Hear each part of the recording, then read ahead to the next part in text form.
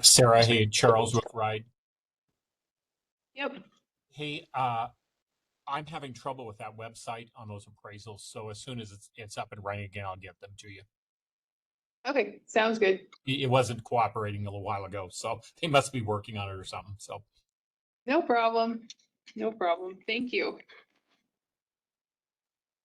All right, we'll go ahead and get started. There's a little feedback. So if I mute you, that's why. You guys can still unmute yourselves. All right, we'll go ahead and get started. It's Tuesday. Yes, it's Tuesday. All right, almost halfway through the week. All right, this is our August quarterly call. We have, I sent the agenda out if you,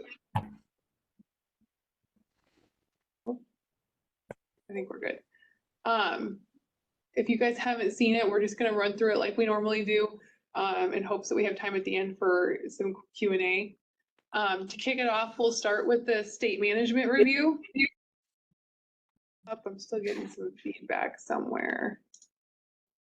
Try and get that muted. All right, so for the state management review, just like you all, the state is subject to a triennial review as well, the state management review, where FTA comes on site, they review our state management plan that they approved, all of our policies, and ensure that we're following everything that we're supposed to be doing. Included with that are site visits with our subrecipients. This year for the 5311s, it was Kimball County and Blue River AAA. As far as the outcome of those, it was extremely good. So for the last couple of triennial reviews, I believe the last one there was 22 findings and corrective actions. The year before that, I believe it was like 5 or 6. I'm very excited to report that we had 0 findings and 0 corrective actions for this round, which is a huge win. From what I understand, this is extremely rare for state DOT. So it just goes to show everything that's been going on the last 1.5 years is working. So thank you all, especially Kimball and Blue Rivers, for assisting in that. It was helpful for me to sit in on a site review with FTA just to see what they look at, what questions they ask. So it was really, really good. As far as next steps after that, since we don't have any findings or corrective actions on that. Oops, somebody's getting feedback over here. There we go. We still have work to do. So out of the triennial, or out of our triennial, I guess, there's some policies and procedures that have to get updated. So we will be working on the Transportation Asset Management Plan, or what we refer to it regularly as the TAM plan. Our procurement guidance, make sure that those two are talking to each other correctly, and then Title VI and ADA. So those are the plans that are and policies that are due for update.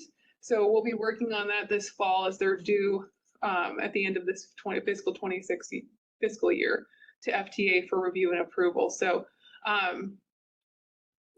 that leads me into training. So May meeting follow-up for the last quarterly meeting in May.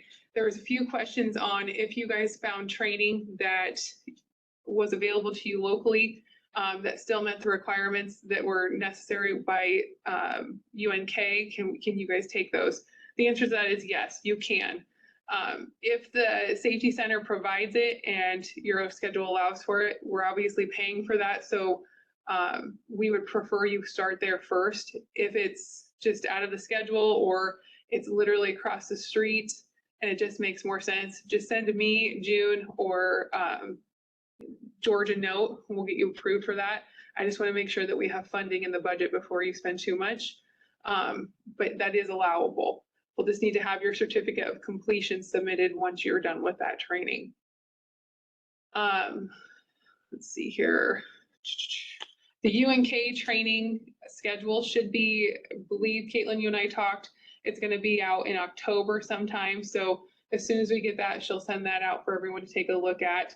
There is a DAPM training that's been scheduled just recently for November 5th, 6th, and 7th.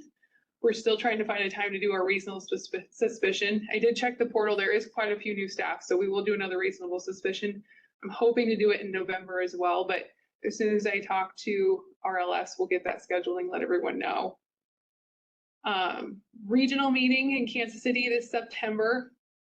I had sent out a note in January that if you guys were planning on or wanting to attend, to let us know so we can make sure that we have that in the budget for everyone. I'm still waiting on a few pre-approval travel request forms from those that said they were going to attend. If you haven't submitted that, please submit that to me as soon as possible so I can get those approved and back to you, because those do need to be submitted with your RTAP reimbursement request. If you forgot to let me know that you were wanting to attend, just send me a note. Let me see. I'll see if we have enough funds. I think we might have a little bit left, so we could probably send one or two more of you. Just let me know and we'll go from there. The NDOT Transit Manager Training. So that was held last year in August. And that was the primary focus of that one was to go over the new invoice guidance and answer any questions that you all had from that. This year, our focus is going to be Title VI, TAM, the RTAP guidance updates, and then the vehicle application and disposition process. Due to funding, we are not going to hold it in person. We're going to hold it virtually. Right now, we're targeting October 21st. As soon as I get the last presenter confirmed, I'll send out a meeting hold invite for everyone. I know this was, I was hoping to have it in person. It's just not going to be in the books this year. So we will have it virtually. We are only planning to have it one day as well. So I'm guessing it's probably going to be from 9 to 5. We'll give everybody an hour-long break and then move on with the rest of the year from there. Let's see here. What else do I have? I think that's it for training. Fiscal year 26-27 funding. So the deadline for fiscal 25 invoices was August 15th. We still have some agencies that have not completed that. I would say most of all the agencies are literally on the last invoice or are already wrapped up. There's just a few that need to get caught up. And so before we can see what is left of the budget, I have to have those invoices in to confirm those numbers. Once we get that, we'll be able to identify what the vehicle budget is. I do want to make a note though that if you have received, I think Johnny said something out about the VA grant that she had received, and I think a few of you might have participated in that. If you have participated in the VA rides and you did receive money from that grant, we are going to need that information for NTD because they do ask us on each subrecipient if other federal funds were received during that fiscal year. So if you did, please let Carly know, just send her a quick note if you did receive funds and then what number that was, so we can make sure that we put it on your NTD form. Our NTD reporting. So our report is due October 1st. It takes us about 5 weeks to get all the data sifted through and entered into that report. So we're up against the clock right now. So she's already starting to pull data and pull numbers. So if the sooner you can get me that information on the VA stuff, that would be the best. And like I said, I just need to know a number, how much in funding you received.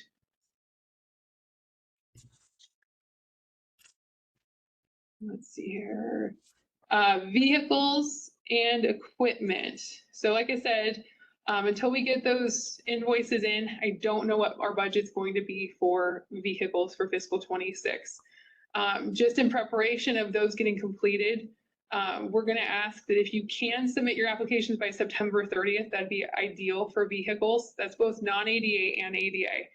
At the latest, at the end of October, just so that we can get a number together and start comparing those against the TAM plan. When we had you guys do your budgets for fiscal 26-27 applications, we had asked originally for you guys to note on there if you were planning on ordering vehicles for fiscal 26 and 27 and approximately what kind or how many.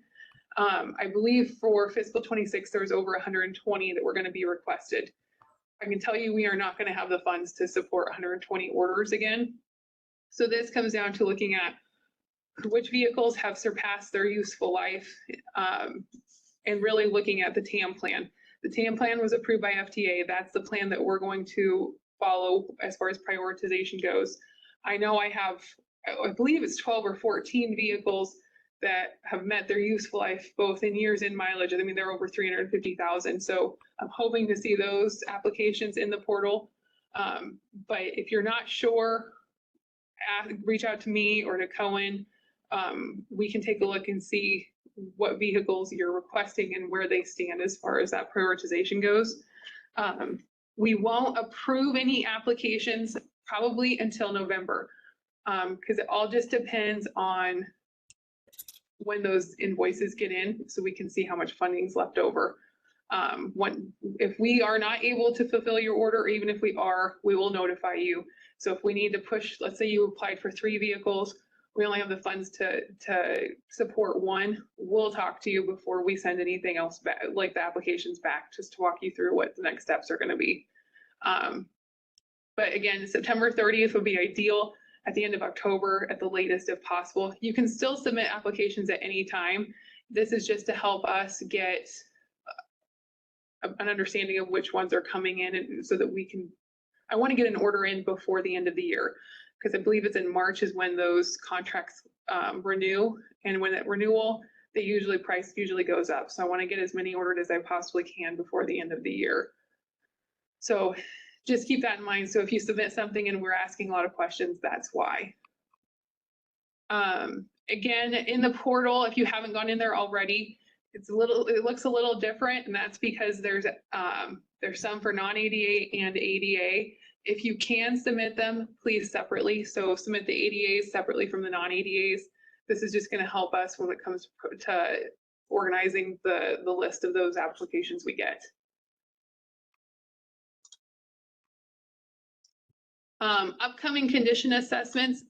So I mentioned this at the last meeting too. So this fall, as part of the TAM plan, we have to do a condition assessment on site of all vehicles. That's both 5311 recipients, but also our 5310s. So we're going to start this effort in September. So as we identify which areas we're going to go first, either Cohen or George will touch base with you. If the vehicle is not on site, we'll mark it that it was not on site. We just needed the most current mileage for that vehicle that you have. This, just a side note, if you're looking at the portal when you're submitting a vehicle application, if the mileage is different than what it is currently, it's all based on what invoice that the last invoice that you submitted. So if you're 2 invoices behind, it's going off of the last submitted mileage. So if you guys, it depends on whatever you guys entered into that invoice. So if you enter the wrong mileage, it's not going to update until you update it within your invoice. If it still looks different after you've updated it, and let's say it's all caught up, just give me or send me or George or Cohen an email, and one of us will try and get it adjusted with Clay. But there's been quite a few that have reached out about that. That's where it's coming from. But yes, back to the inventory list. So we will be out there to take photos. For while we're out there, I plan to have them take photos of the facilities as well, just because we don't have anything current on site, and it's helpful for the reviewers if they have any questions. It helps to see which facilities go which entity. So if you're wondering why they're asking for that, that's why, just so we can get the most current profile set up that we possibly can while we're out there. And then vehicle dispositions. We've been running into this a lot. Please do not dispose of a federally funded vehicle without NDOT approval. We've had numerous vehicles that have been sold, and we're just now finding out about it. They are federal assets. And so in order to dispose of that, you need to file a disposition request in the portal. You should not be disposing of it until that's approved. If there's a little bit of different requirements, if you're going to sell it, obviously you're required to have 2 market value assessments. If you're going to auction it, you wouldn't need those assessments. We just need to approve your disposition request before you actually auction it off. The other thing with that, if you filed a disposition, let's say you submitted an application and you marked that the vehicle was going to be kept as a backup, and years later, you go to submit another application, and you can't find that vehicle in the drop down, that's because it's already technically been replaced. So you can't replace the same vehicle twice. So if it's not on that list, I'm guessing that you either still have it, or and it was marked as a backup, or it just never officially got, or maybe there was some kind of a mistake on the application process. So just keep that in mind, because that's the other issue we've been running into, where folks are trying to find the vehicle that they want to dispose of, but it was actually marked as a disposition, and so they kept it as a backup for years and just didn't realize that it was already used. So just keep that in mind as you go in there. Once the vehicles are disposed of, we will need either a copy of the auction receipt that it was, I think they send you a bill of sale, something that shows that that vehicle was disposed of and the amount that you received for it. And then if you did sell it privately, then we just need a copy of the bill of sale for the file so that we can close that vehicle out officially.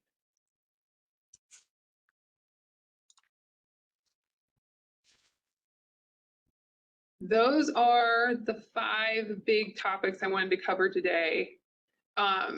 I did add this at the end, and the attendees didn't know I was going to throw this on here, but just recent conference recap. If you guys have anything you want to kind of discuss with the group, I know Kurt attended the Trip Spark, and then for CTAA, Nikki, Christy, Beth, Scott, Denise, you all attended the CTAA. I did as well. I thought it was extremely helpful.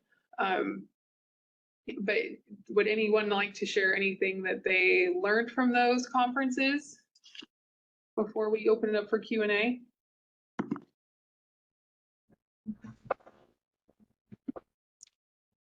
This is Kurt. Can you hear me? Yep. Okay, I did the Trip Spark conference, and it's really only pertains to those folks who use the Novus DR or a similar Trip Spark product. We currently use Route Match. We're actually right now they're on site doing our training to convert over to Novus with the friendly fixed route option, and seems to be going pretty well.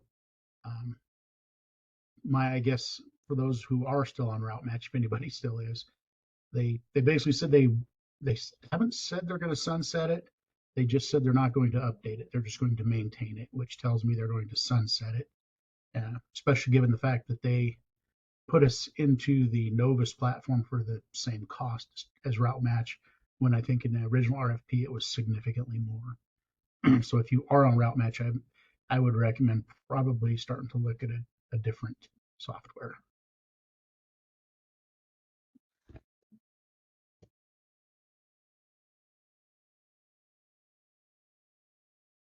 This is Steve Ramus, Norfolk. How many is anybody out there on Trip Spark?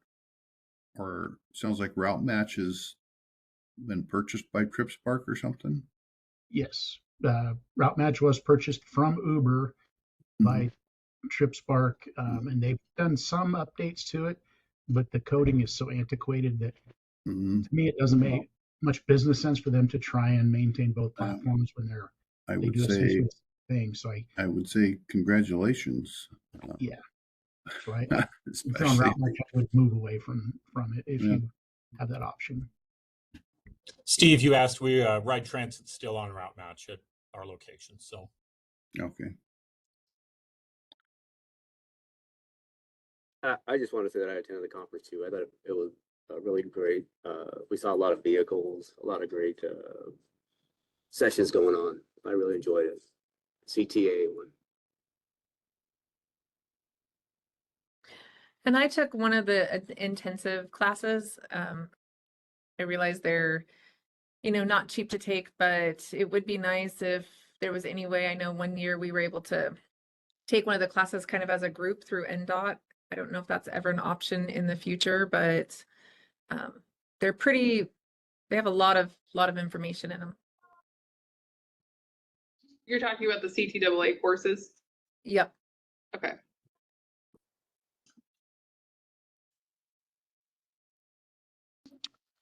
And I'm Nikki with Cedar County Transit.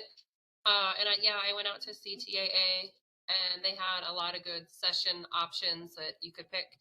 There was multiple different classes going on at one time, and then you could pick which one kind of more pertained to your service or what you were wanting to learn more about. And I agree with George. They had an excellent vendor show with vehicles. They had a lot of really good options out there for us to see, different transit styles, different lift styles, different minivans. So I think they did a really good job with that. Yeah, I would echo that. There's actually one vehicle that I know that our subrecipients went to see with me while we were there that I was a little excited about. It's actually the Dodge version. It's the new minibus. It's very conceptual right now, but that's one that I am interested in getting spec'd out and hopefully under contract so that you guys can order those hopefully in the future. It's basically it's an in between the lower floor minivans and the Ford Transits. The only difference is it has a lowered floor, so it has the pull-out manual ramp rather than the lift. And the best part is they turn them around in 4 to 6 weeks. So that is one option that I'm hoping we get added to our contract option. And there's 2 lengths. They have the 2500 and then they have the 3500. So the 2500 is actually the minibus, and then the 3500 was about the length of the Ford Transits. And so that's one that, like I said, hopefully next year it's going through the Altoona test right now. So once it gets out of testing, if it passes, I'm hoping to get the specs so that we can get a bid package out for those in the future. That turnaround time was pretty good. So I'll keep you guys posted on that. But yes, that was my first time attending that conference as well. And I thought the bus show made everything worth it. It was extremely helpful to talk to the manufacturers. So thank you for those who jumped on there. That's all I had on the agenda. So you want to work through Q&A? Does anybody have any questions about anything that I brought up or that you guys want to discuss? I just had one, and this is a pretty simple question, but I'm going to be putting in a request soon to get rid of our old bus. And so I was just trying to see if maybe I can get a little more clarification on the auction rules. Because I didn't know what standards and all that stuff. I know we had to get the appraisals if we were going to sell it. I just didn't know what. Oh, you're talking disposition. Yeah. Yes. And yeah, your replacement bus is here. So Yeah, we're picking it up next week. Yep. When you're here on site, we'll just walk you through it so that you can see it we'll just walk you step by step since this is your first one. Thanks. Yep.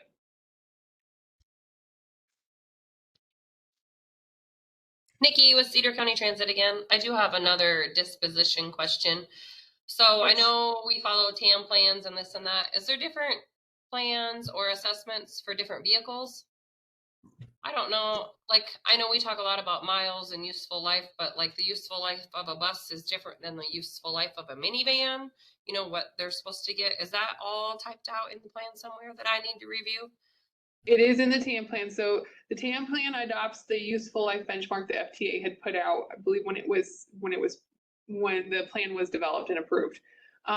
Since it only goes off of years, it does not have miles in there.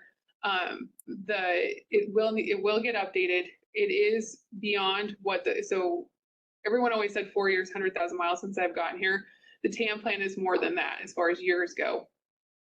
There is a priority list in the TAM plan for replacement. It's right around the middle of the document. You can take a look at. The new one that comes out, we are going to revise it a little bit. In talking to FTA, the transits and the buses, those ones should be around a 5-year replacement mark. The lowered floor minivans would be around a 4-year replacement mark. I want to get those adjusted once we do the TAM plan to what the newest and greatest is. But I believe, so if you go on our website, it is under plans and policies. If you guys want to take a look at it. And I can pull it up quick and see what page. Oh my God, I'm on the website. I know we talk about vehicles. I have a lot of vehicles that have a lot of miles on them. So I've been waiting for non-ADA minivans for a while. Yeah, and the non-ADA minivans, those ones we will need to get, we got to get the grant approved. So we can't pull the funds for non-ADA from the grant that we pull the EDAs from. So we have to have a grant approved for non-ADA. So that's one of the other reasons I want those applications in if we can, no later than the end of October, just so that we can make sure we have a quantity for FTA. that we plan to order. I have both contracts ready to order from. It's just a matter of getting the grant approved. When were they put online? I didn't even know they were put online. The bid Application package to apply for them for the non-ADAs. just recently. Okay, I was gonna say I hadn't seen them there real lately. So it's on page. Hold on, I'm getting there.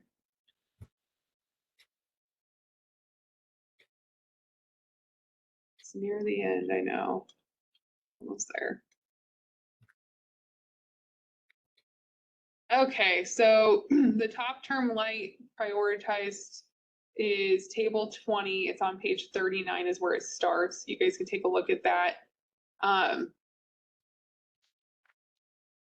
I know that when I looked at the dashboard and the TAM plan, I grasped those years do not match. That's something that we will address as we redo the TAM plan. But this is the priority that they were listed in the TAM plan. So this is kind of where we're gonna go off of. Right now I'm just looking at replacements because there are quite a few that are up for replacement. So we're gonna try and get those tackled. Like I said, if we can't get them all, then we'll push them to 27 and see what the apportionment comes in for 26. We'll go from there. But it does look like there's non-ADAs listed on here. So it's not just ADAs.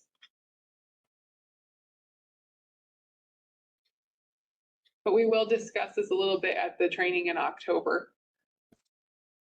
especially as we approach the new update, because it is required to be updated for in 26. So, Sarah, do you have the training dates for October? right now we're hoping to do it Okay. October 21st. I'm just waiting for the last speaker confirmation, and then I'll send that invite out. Sounds good. Sarah, I had a question as you close out last fiscal year, and hopefully have some funds left. Have you come up with some sort of plan on potentially prioritizing based on growth, et cetera? Who's going to get some funding back or percentages or anything like that? Do you have any type of a idea and plan on if there's funds available, how you're going to distribute those? Not yet. That's something that we're discussing internally. There's just a lot of variables right now. So there's a few of them that are, as far as invoices go, quite a ways back. So we're trying to get them up and finished before. But yeah, it is being discussed. I don't have an answer to it right now. Thanks. Sarah, this is Dana from the City of Neely Data Ride, and I have a question for my drivers. I'm not a driver myself, so I couldn't answer this, but we were having a discussion and there's a difference in opinion. When the bus is headed to a lift inspection or anything, and they happen to come across railroad crossings, do they stop all the time no matter what, or only when they have somebody on the bus? We don't come across this very often, so it's only when we happen to go to a new vendor for a lift inspection that the question came up. Can anybody help me with that? That would probably fall under state law. George, do we have an answer to that? I feel like Wayne had. Yeah, I I think it does have to stop at the crossing. A bus, I don't think a minivan does, but I think a transit and a bus do have to stop at all railroad crossings. But we can research it and get you the. Dana, actually I'll the get a state hold of statute. legal and Yeah. ask them. I think there is a kicker on there with if you have any people on board or not, though. I think I remember talking about it with Mitchell. That, and also this is Keita from Hitch and Hay. The fact if your vehicle states this vehicle stops at railroad crossings, not stopping could get you called in. Sure. Yeah. I know it's a state law, so I'll find it and I'll get it sent out. Thank you very much. Yep.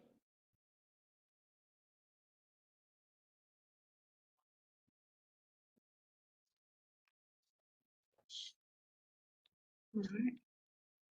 Other questions?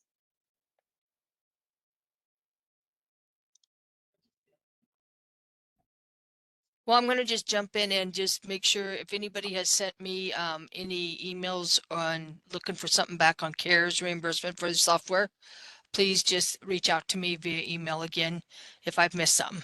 So.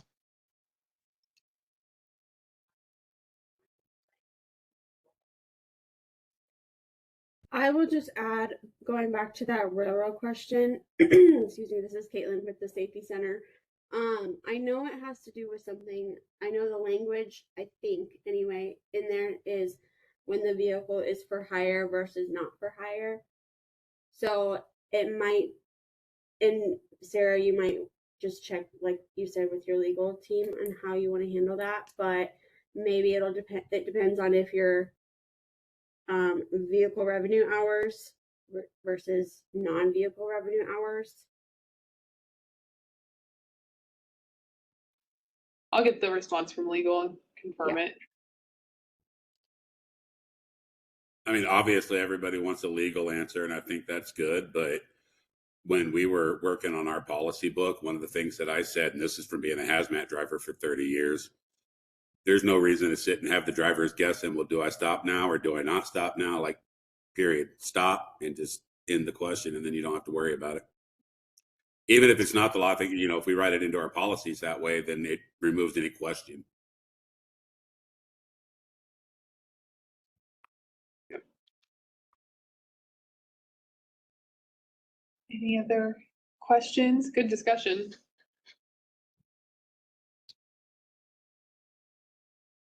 I think this is the shortest quarterly call we've had.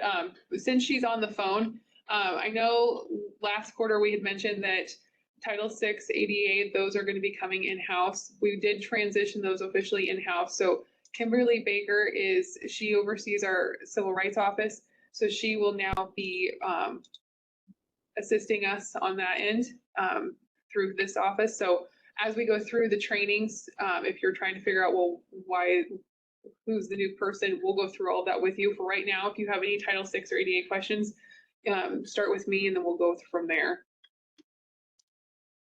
Otherwise, I think that's all I have. Does anyone have any last questions? I will get an answer on the railroad and I'll send it out to the listserv. The video, I did record this as well, so I'll send a link to this as well so everyone can access it once it's been uploaded to the site. But that's all I had. I have one more question on that table that you sent us on page 39 on that TAM plan. Sorry, I've been just looking at it while we've been talking. So that's kind of a rough estimate of when they thought people were going to be disposing of vans. Is that what it is? Yes, so my understanding is based off when that was purchased and put into service, that was the replacement year that it was assigned to, and then the priority score. Okay. I know I found a couple of my lowered floor vans on there, but none of my non-ADA vans. Okay. I have two vans that have over 250,000 miles on them, and that's a lot for a minivan. Yep, there's one out there that's over 400 too. There's a lot of them. We'll be looking at those. We're if they're not on this list, but they have far surpassed the useful life like that, we will look at them. I just need to know who was planning on applying for those replacements. So if you can get those into us by the end of October, that's ideal. Okay.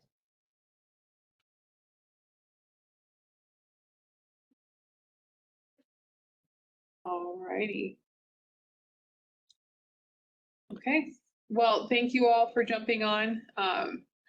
The next one, I believe, is in November. So we'll touch base then with anything new. But I will see you in October virtually for that transit manager training. And then anyone that's attending the regional meeting in Kansas City, both June and I are planning to attend that one. So we'll be there as well. But if you have any questions between now and then, don't hesitate to reach out. But we will keep you guys in the know as we get to the end of the fiscal year 25 invoices. Thank you. I'll give you guys back the last 25 minutes. Thank you. Thank you, Sarah. Yeah. Bye, everybody. Have a good day.